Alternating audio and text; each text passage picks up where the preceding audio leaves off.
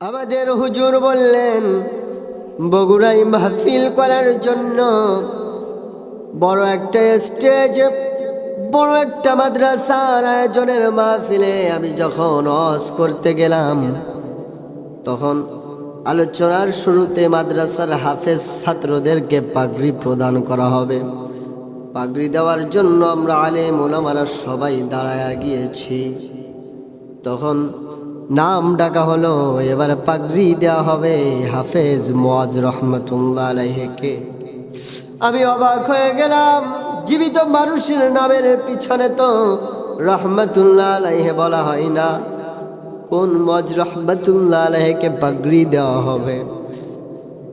দেখি আমরা আলেম ওলামারা দাঁড়ায় আছি পাগড়ি দেওয়ার জন্য, পাগড়িও আমার হাতে চলে এসেছে, কিন্তু মুয়াজ কোথায়? মুয়াজের তো কোনো খোঁজ নাই, পাগড়িটা দেব কাকে? আমি ডেকে বললাম, কাকি পাগড়িটা দিব? মাদ্রাসার মুহতামিম বলে, হুজুর যাকে পাগড়ি দিবেন দুনিয়ার বুকে তো সে বেঁচে নাই, মুয়াজ তো আল্লাহর দরবারে চলে গেছে। আমি বললাম, তাহলে পাগড়িটা কাকে দিব? বলে, এই মুয়াজের মা পদ্মার আড়ে বসে আছে, তার সন্তানের পাগড়িটা নিতে চাই, আপনারা একটু হাত দিয়ে দেন, আপনারা একটু হাত দিয়ে বরকত দিয়ে দেন, এই পাগড়িটা তার মায়ের কাছে পৌঁছে দেওয়া হবে। মাহফিল শেষে আমি হুজুরের কাছে জিজ্ঞেস করলাম, হুজুর এই মুয়াজের ব্যাপারে আমাকে কিছু বলেন। আমি যখন মুয়াজের কথা বলেছি, হুজুরের চোখ দিয়ে পানি বাহির হয়ে গেছে।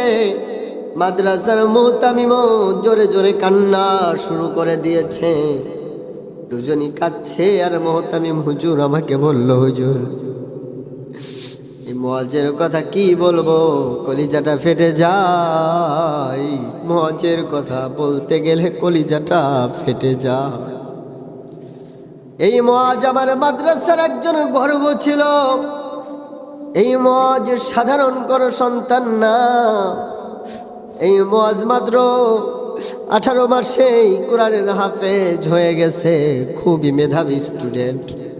এবং শুধু মেধাবী না, এত ভদ্র, তামাম মাদ্রাসা জুড়ে তার একটা সুনাম আছে। 5 ওয়াক্ত নামাজ মসজিদ জামাতের সাথে আদায় করত, পাগড়ি ছাড়া নামাজ আদায় করত না। ভালোই চলছিল, হাফেজ হয়ে গেছে।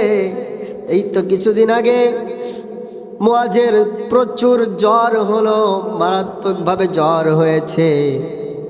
আমি তাকে বললাম, মুয়াজ তুমি বাড়িতে চলে যাও। মুয়াজ বলে, না হুজুর, আমার বাড়িতে গেলে ঠিক মতো জামাতে নামাজ হয় না, আমি যদি মারাও যাই মাদ্রাসায় থেকে মারা যাব। এই মুয়াজ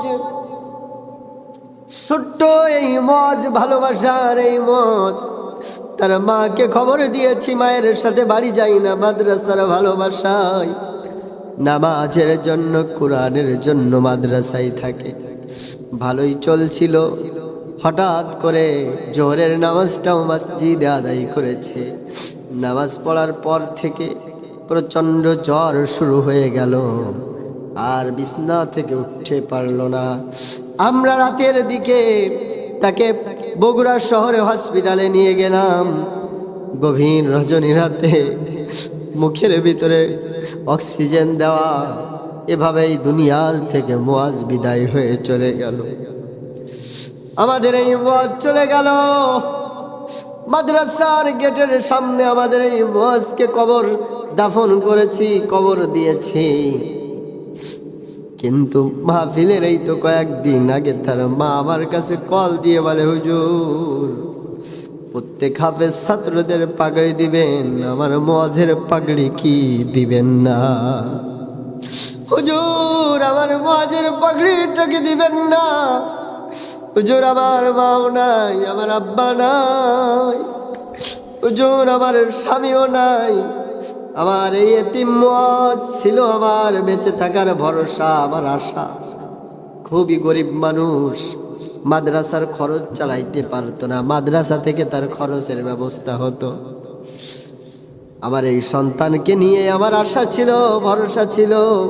সেই সন্তানকেও তো আমার আল্লাহ আমার বুক থেকে কেড়ে নিয়েছে। আমার কোনো কষ্ট নাই, কিন্তু মুয়াজের পাগড়িটা আমার কাছে পৌঁছায়া দিবেন। মুয়াজের পাগড়িটা আমাকে দিবেন। আমি রাতের বেলায় যখন ঘুমাবো, আমার মুয়াজের পাগড়িটা আমার মাথার কাছে নিয়ে ঘুমাবো।